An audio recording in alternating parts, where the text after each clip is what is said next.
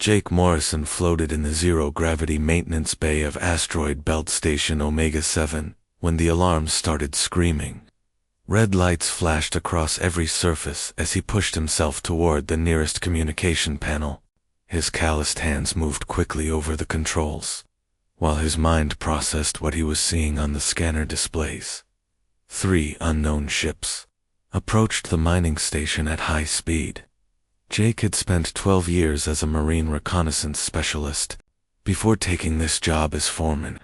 He knew hostile movement when he saw it. These ships moved with purpose and coordination that civilian vessels never showed. The mining station housed 47 workers under his protection. Most were engineers and technicians who had never seen combat. Jake activated the emergency broadcast system, and his voice echoed through every corridor of the station. The workers needed to reach the emergency pods immediately. Jake moved through the station corridors with practiced efficiency. His military training had never really left him, even after 2 years of civilian work. He helped Lisa Parker and her engineering team toward the escape route while keeping watch on the scanner readings. The alien ships were unlike anything in Earth databases. They had sleek hulls with strange energy signatures that made no sense according to human technology. Jake realized with growing dread that humanity had just made first contact, and it was not going well. The first ship docked with the station before anyone could reach the escape pods. Jake heard the distinctive sound of cutting tools slicing through the main airlock. He grabbed a plasma torch from the maintenance kit and positioned himself behind a support beam near the main corridor. 3 alien figures entered the station, wearing dark armor that covered their entire bodies. They moved on to legs like humans, but their proportions were wrong. Too tall and too thin with movements that seemed almost mechanical. They carried weapons that hummed with energy and swept the corridors with systematic precision. Jake watched them operate and recognized military tactics. These aliens had done this before, many times. They moved like a team that had practiced this exact scenario over and over. They were not explorers or diplomats. They were hunters. The aliens used some kind of stunning device on the first group of miners they encountered. Jake saw his people drop to the ground unconscious, but still breathing. The aliens then moved through the station deck by deck, collecting every human they could find. Lisa Parker tried to run when the aliens reached the engineering section. Jake moved from his hiding spot and struck the nearest alien with the plasma torch. The tool burned through the alien armor, and the creature fell with a sound like breaking glass. The other 2 aliens turned toward Jake with weapons raised. He rolled behind a cargo container as energy bolts scorched the metal around him. Jake had fought in 3 colonial conflicts and survived ambushes that had killed better soldiers than him. He would not go down easily. Jake used his knowledge of the station layout to move through maintenance shafts and service corridors. He managed to take down 2 more aliens using improvised weapons and surprise attacks. But more aliens kept coming from their ships. Jake realized he was fighting a losing battle. The alien commander was different from the soldiers. Taller and wearing more elaborate armor with symbols that might have been rank insignia. This one spoke in a voice that sounded like grinding metal when it addressed the captured humans.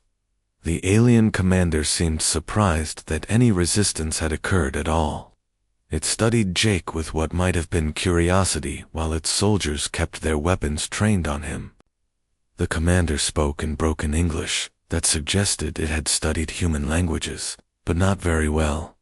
The commander called humans primitive and said they were perfect for labor markets across the galaxy. It mentioned something about soft minds and compliant nature that made humans valuable as workers. Jake realized with growing horror that these aliens were slave traders. More alien soldiers surrounded Jake until resistance became impossible.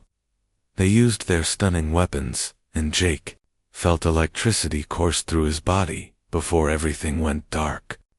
The last thing he heard was Lisa Parker screaming his name from somewhere in the station. Jake woke up in a metal cell that barely had room for him to stand upright. The walls were covered in strange markings that might have been writing or decoration. He could hear voices speaking in alien languages from somewhere beyond the walls. Other humans were in nearby cells, including Lisa Parker, who looked unharmed but frightened. Jake tested the strength of the cell door and walls, but found no obvious weaknesses. The aliens had built these holding areas to keep prisoners secure. The alien ship felt different from the mining station. The gravity was slightly heavier, and the air had a metallic taste that made breathing uncomfortable. Jake could feel the ship moving through space, but had no way to know their destination. An alien guard came to check on the prisoners every few hours. Jake studied the creature carefully, noting its movements and behavior patterns. The guard seemed bored and overconfident, like someone doing a routine job they had done thousands of times before. Jake began talking quietly with the other prisoners to learn what they had observed. Lisa Parker had counted at least 20 aliens on the ship. Most seemed to be soldiers, but there were also technical personnel operating the ship's systems. The aliens treated their human cargo like livestock. They provided minimal food and water while keeping everyone locked in the small cells. Jake realized these creatures had been capturing and selling intelligent beings for a very long time. Jake Morrison had joined the Marines to protect people, and had spent his entire adult life fighting those who would harm the innocent. Now he found himself powerless to protect anyone, including himself. But Jake had never learned how to give up, and he was not going to start now. The ship continued its journey through space, carrying Jake and 46 other humans toward an unknown fate. Jake used his time in the cell to plan and prepare for any opportunity that might present itself. He would not remain a prisoner any longer than absolutely necessary. Jake Morrison had been the wrong target for these alien slavers to choose. They had expected to capture compliant workers, but instead, they had taken a man who understood war and would never stop fighting for freedom. The aliens would learn this lesson, but it would cost them dearly. The alien ship docked with something much larger after 3 days of travel. Jake Morrison felt the vibrations through the hull as mechanical systems engaged, and the ship came to rest. The guards moved through the prisoner section with more urgency than before, while speaking rapidly in their harsh language. Jake and the other humans were moved from their small cells into a larger holding area. Jake counted over 200 beings from many different species, all crammed together in the dim space. Some looked almost human, while others were completely alien in appearance. The holding area was part of a massive station that stretched beyond what Jake could see through the small windows. This was clearly a major operation that processed thousands of prisoners on a regular basis. Jake realized he was looking at an industrial slavery system that spanned multiple worlds. A large alien, with elaborate markings on its armor, addressed the new arrivals. The creature spoke in several different languages, including broken English.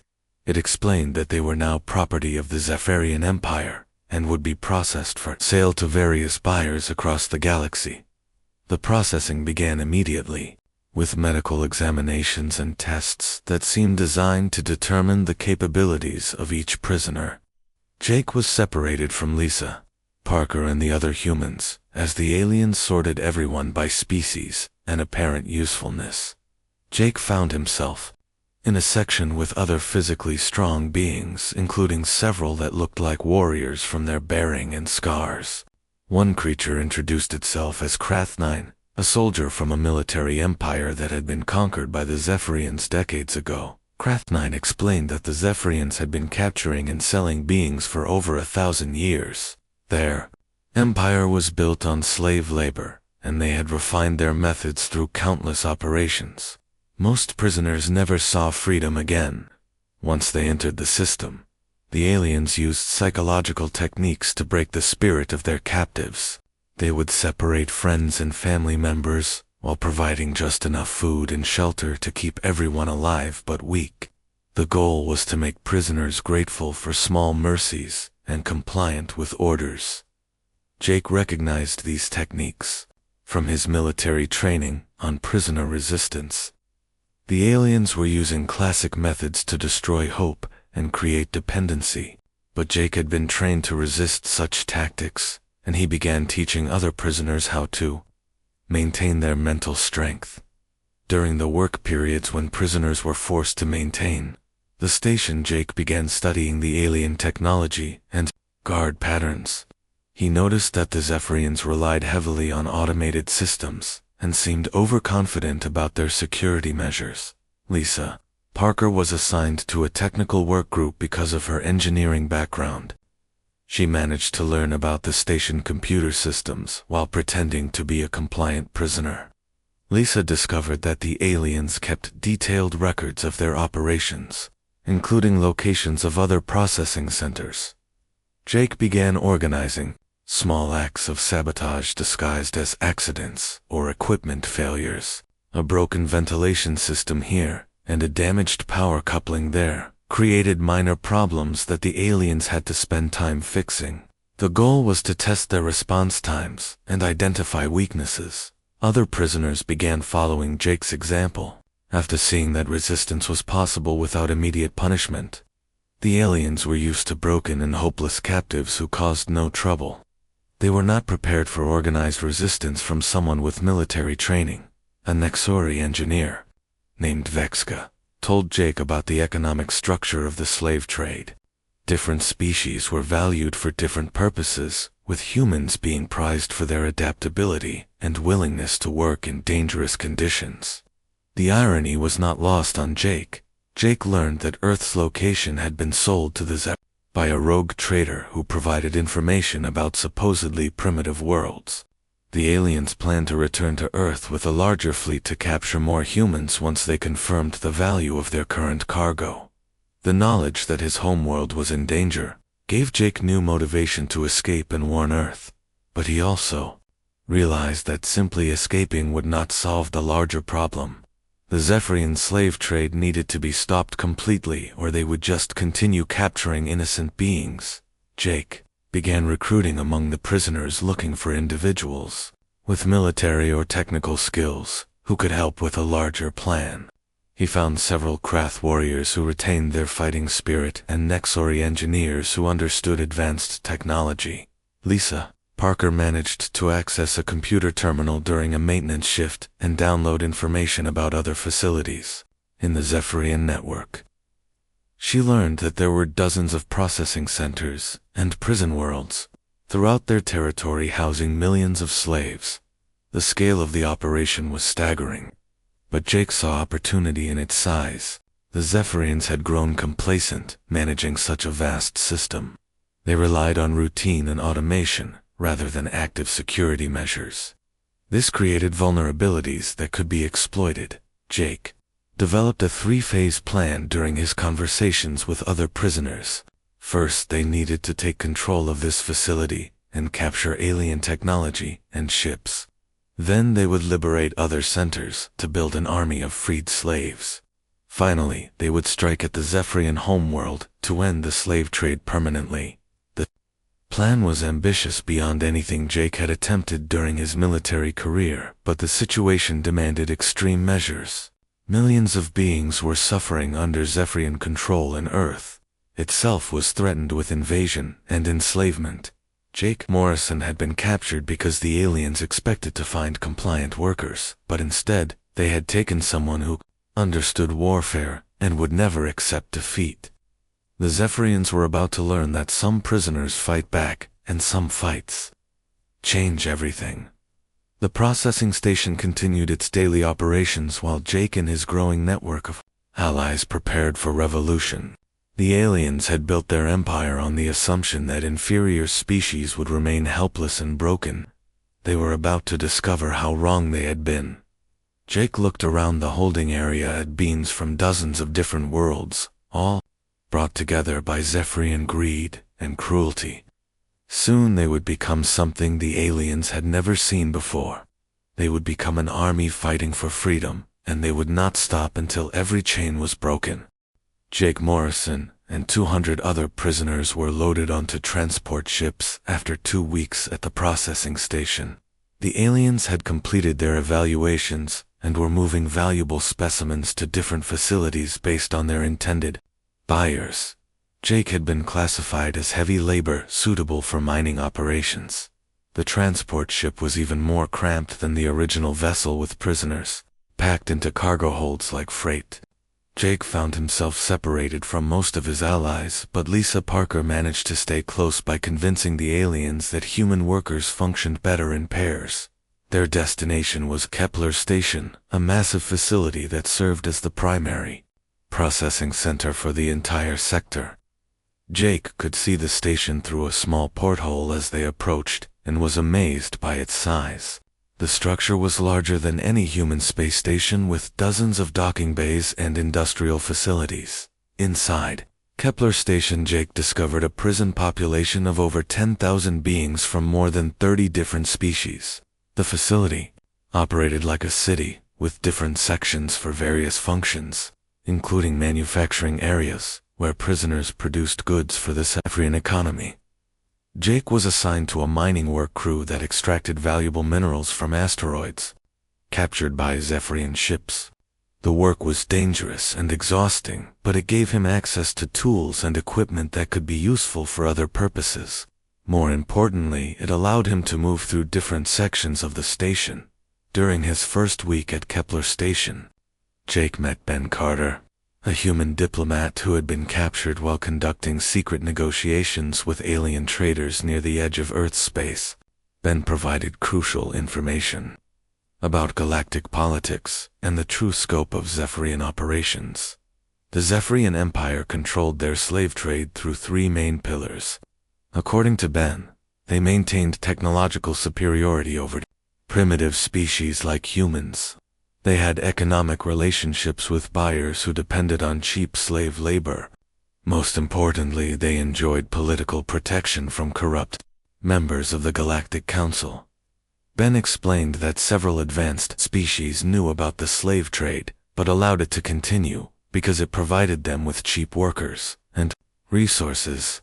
The Galactic Council officially opposed slavery, but certain members received payments to ignore Zephyrian activities in remote sectors. Jake realized that defeating the Zephyrians would require more than just military action. The entire economic and political system that supported the slave trade needed to be dismantled.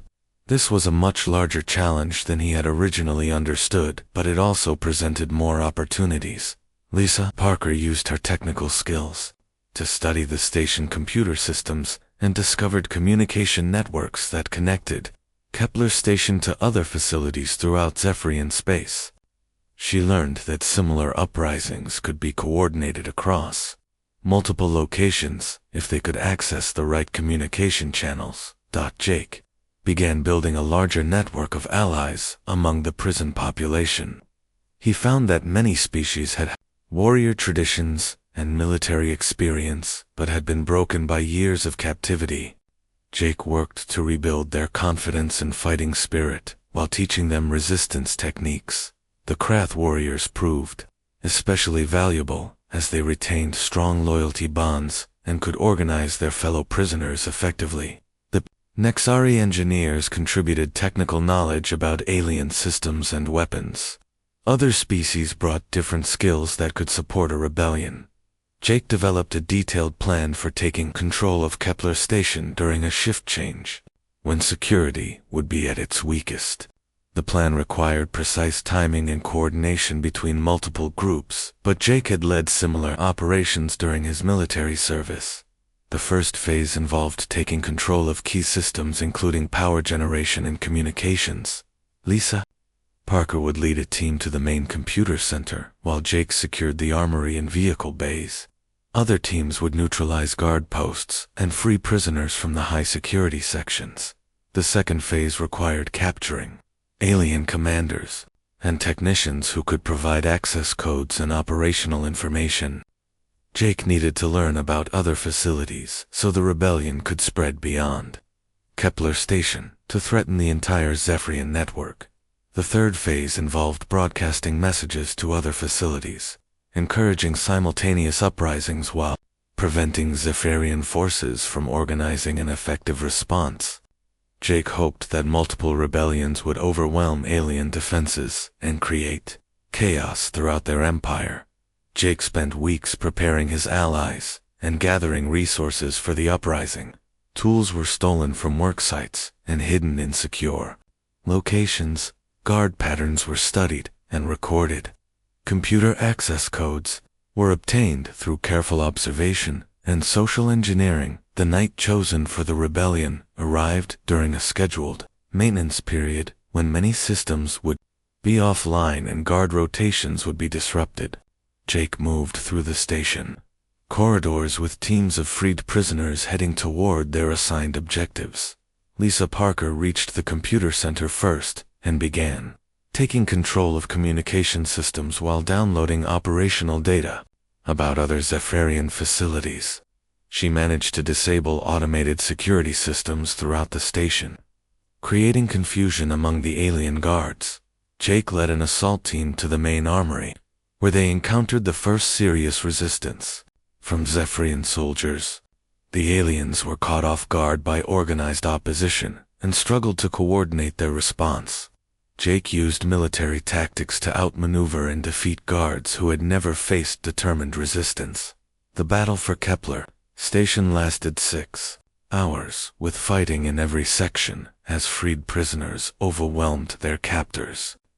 Jake found himself leading thousands of beings from dozens of different species, all united in their desire for freedom and revenge against their oppressors. The station commander surrendered when it became clear that resistance was hopeless. Jake now controlled a major Zephyrian facility, along with its ship's weapons and communication networks. More importantly, he had proven that the aliens could be defeated by organized resistance. News of the Kepler Station liberation spread through Zephyr communication channels to other facilities, where prisoners began planning their own uprisings. Jake Morrison had lit a spark that was growing into a fire that would consume the entire slave trade empire. Jake stood in the command center of the captured station, surrounded by freed beings from across the galaxy. He had started as one man, fighting for his own freedom, but had become something much larger. He was now the leader of a revolution that would change the galaxy forever. Word of the Kepler Station liberation spread across the galaxy faster than Jake Morrison had expected. Within days, similar uprisings began on 12 other Zephyrian facilities, as prisoners used captured communication equipment to coordinate their rebellions. The slave trade empire that had seemed unshakable was suddenly fighting fires throughout its territory. Jake found himself commanding a growing fleet of captured Zephyrian ships as more facilities fell to prisoner uprisings. Each liberated station provided additional vessels, weapons, and most importantly experienced personnel who understood alien technology and tactics. The revolution was gaining momentum with each victory. The freed prisoners came from more than 40 different species, with various skills and capabilities. Jake worked with Lisa Parker and Ben Carter to organize this diverse group into an effective fighting force. They established command structures based on merit rather than species, while respecting the different cultures and traditions of their allies. Admiral Rick Hayes arrived at Kepler Station aboard a captured Zephyrian cruiser after leading the liberation of a prison world called Perdition. Hayes had been an Earth Navy officer before his capture and brought valuable experience in space combat and fleet operations. Jake was relieved to have another human with military leadership experience. Kate Wilson joined the command staff as intelligence coordinator after escaping from a research facility where the Zephyrians had forced her to study alien biology. Her scientific knowledge proved invaluable in understanding the various species within their alliance and the biological weapons that some aliens might use against them. The Zephyrian response came swiftly and with overwhelming force. Their military fleets emerged from hyperspace near Kepler Station with enough firepower to destroy the facility and everyone aboard. Jake realized that his ragtag collection of converted ships could not match the firepower of a professional military force. The first major space battle tested every tactical skill Jake had learned during his military career. The Zephyrian fleet. Commander expected an easy victory against primitive beings using captured technology. Instead, Jake used hit-and-run tactics and knowledge of local asteroid fields to outmaneuver the larger force. Lisa Parker had studied Zephyrian shield technology and discovered a critical weakness in their defensive systems. She modified the weapons on several captured ships to exploit this vulnerability, allowing them to damage vessels that should have been immune to their firepower. The aliens were shocked to see their advanced ships taking damage from inferior weapons. The battle lasted 8 hours with losses on both sides, but Jake managed to capture 3 Zephyrian warships, including the flagship. More importantly, they captured High Commander HFY, the military leader who possessed detailed knowledge about Zephyrian government structure and military capabilities. HFY proved to be different from other Zephyrians that Jake had encountered. The commander showed genuine respect for human tactical abilities and seemed disturbed by some aspects of the slave trade. Through careful questioning, Jake learned about political divisions within Zephyrian society that could be exploited. The liberation of perdition revealed the true horror of the Zephyrian system. The planet housed over 2 million slaves from hundreds of different species working in conditions that killed thousands every day. Jake was overwhelmed by the scale of suffering, but also by the determination of the freed prisoners to join his cause. Kate Wilson discovered that some Galactic Council species were secretly supporting the rebellion by providing intelligence and resources. These allies remained hidden to avoid political consequences, but their assistance proved crucial for understanding the broader galactic situation. The rebellion now controlled significant territory and resources, but Jake knew that ultimate victory required striking at the heart of Zephyrian power. The alien home system was heavily defended, and attacking it would require every ship and soldier they could gather. The risk was enormous, but the alternative was accepting that the slave trade would continue. Admiral Hayes took command of the fleet operations, while Jake focused on diplomatic efforts to gain additional allies. Ben Carter used his knowledge of galactic politics to contact species that might support their cause, while Kate Wilson provided scientific analysis of potential alien allies and enemies. The Zephyrian Emperor responded to the growing rebellion by authorizing the use of biological weapons against the freed prisoners. Jake learned about this plan through captured intelligence and realized that the aliens were becoming desperate enough to use methods that would horrify even their political allies. Jake made the difficult decision to launch a preemptive strike against the research facilities developing these weapons. The mission required splitting his forces and accepting heavy casualties, but the alternative was allowing the Zephyrians to deploy weapons that could kill millions of innocent beings. The strike missions succeeded, but at terrible cost in lives and ships. Jake struggled with the weight of command as he watched good people die in battles that he had planned and ordered. Lisa Parker helped him cope with the moral burden while reminding him that millions more would die if they failed. The captured Zephyrian Prince HFY provided crucial intelligence about the political structure of the alien empire. Jake learned that many Zephyrians opposed the slave trade but were controlled by a military caste that profited from the system. This knowledge suggested that regime change might be possible without destroying the entire species. Preparations began for the final assault on the Zephyrian home system. Jake assembled the largest fleet in galactic history, with ships and crews from dozens of species, all united in their determination to end slavery forever. The upcoming battle would determine the fate of billions of beings across the galaxy. The rebellion had grown far beyond anything Jake had imagined when he first resisted capture at the mining station. He now commanded military forces that rivaled major galactic powers while serving as the political leader of a movement that threatened to reshape interstellar civilization. Jake Morrison stood on the bridge of his flagship surrounded by beings from across the galaxy, all looking to him for leadership in the greatest battle of their lives. He had become something he never expected to be, but the galaxy needed someone willing to fight for freedom, regardless of the personal cost. The final phase of the revolution was about to begin. and Jake knew that victory would require everything they had learned, and more courage than any of them had ever shown before. The future of countless worlds depended on the choices they would make in the coming battle. The Liberation Fleet assembled at the edge of Zephyrian space was the largest military force Jake Morrison had ever seen.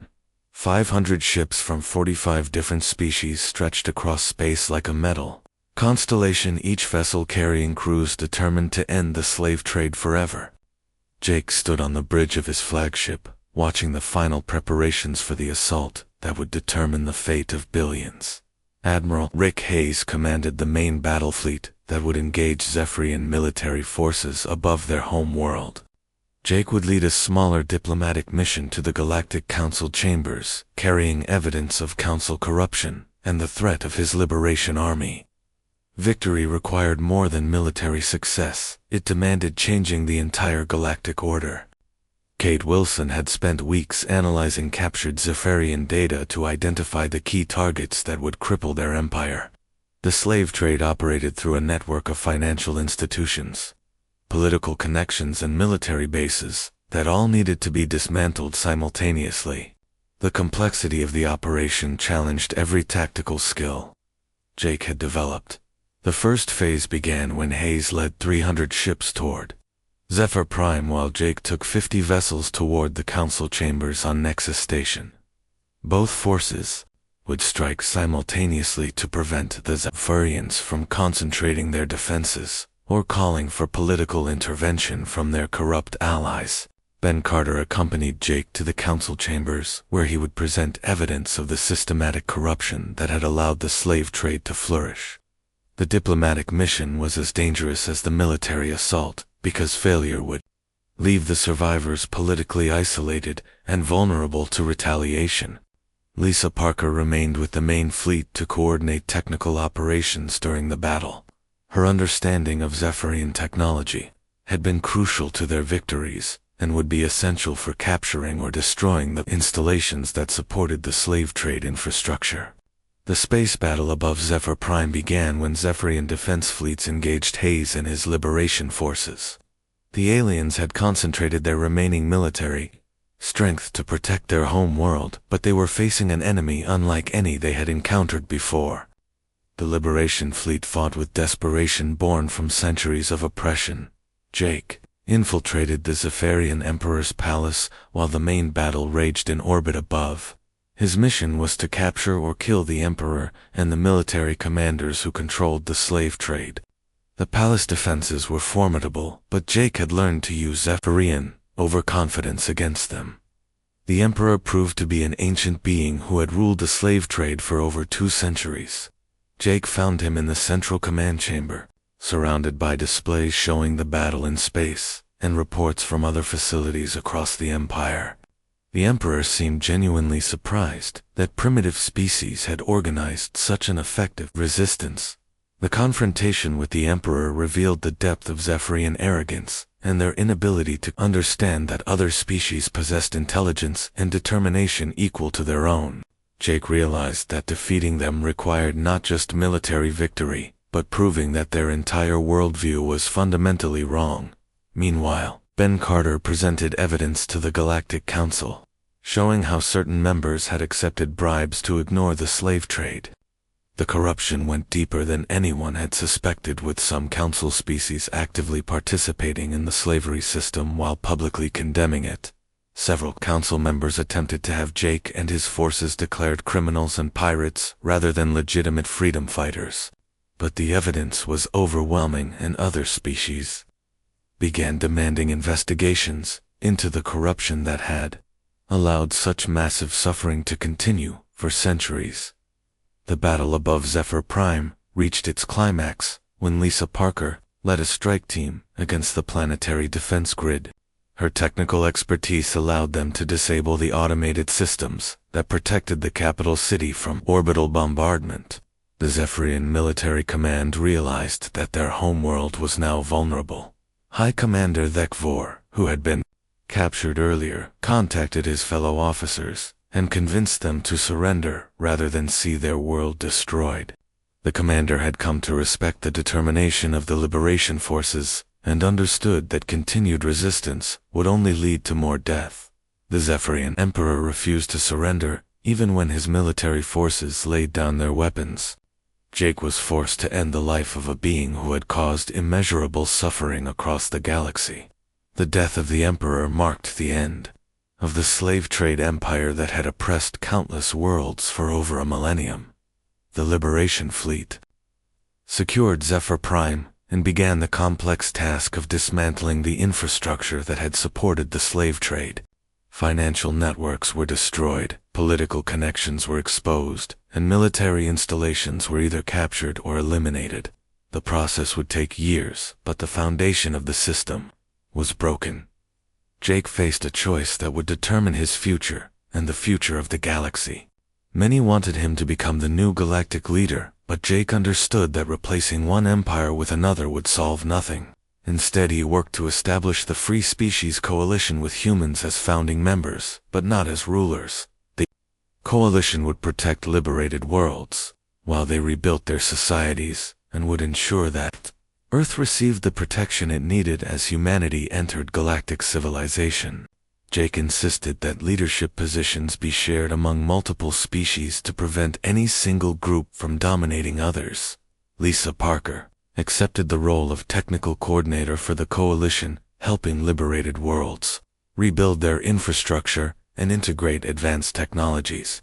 Her work would be crucial for ensuring that former slave worlds could become prosperous and independent members of galactic society. Ben Carter became Earth's first interstellar diplomat, working to establish trade relationships and mutual defense agreements with friendly species. His experience during the revolution had taught him how to navigate the complex politics of galactic civilization while protecting human interests. Admiral Hayes took command of the coalition fleet, which would patrol liberated space and respond to any attempts to restart the slave trade. The fleet included ships and crews from dozens of species, all committed to preventing the return of the system they had fought so hard to destroy. Kate Wilson established research programs to study the various species that had been freed, and to develop medical treatments for those who had suffered under Zephyrian control. Her work would help millions of beings recover from the physical and psychological trauma of slavery. The freed slaves faced the difficult task of rebuilding their lives and societies after years or decades of oppression. Some chose to return to their original worlds, while others joined the coalition or settled on new planets where they could start fresh. The diversity of choices reflected the diversity of the beings who had been liberated. Jake Morrison returned to Earth as an ambassador, rather than a conqueror, bringing with him knowledge of galactic civilization and technologies that would transform human society. Earth would take its place among the free worlds as an equal partner, rather than as either ruler or subject. 5 years after the revolution, Jake visited the memorial to those who had died in the liberation wars. The galaxy had changed in ways that no one could have predicted when he first resisted capture at the mining station. Slavery had been abolished, freedom had spread to countless worlds, and a new age of cooperation had begun. The memorial contained the names of beings from dozens of species who had given their lives for freedom. Jake had learned all their names and remembered their sacrifices every day.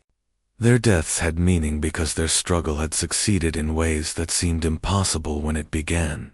Jake Morrison had been the wrong human for the Zephyrians to capture, but he had been exactly the right person to lead a galactic revolution.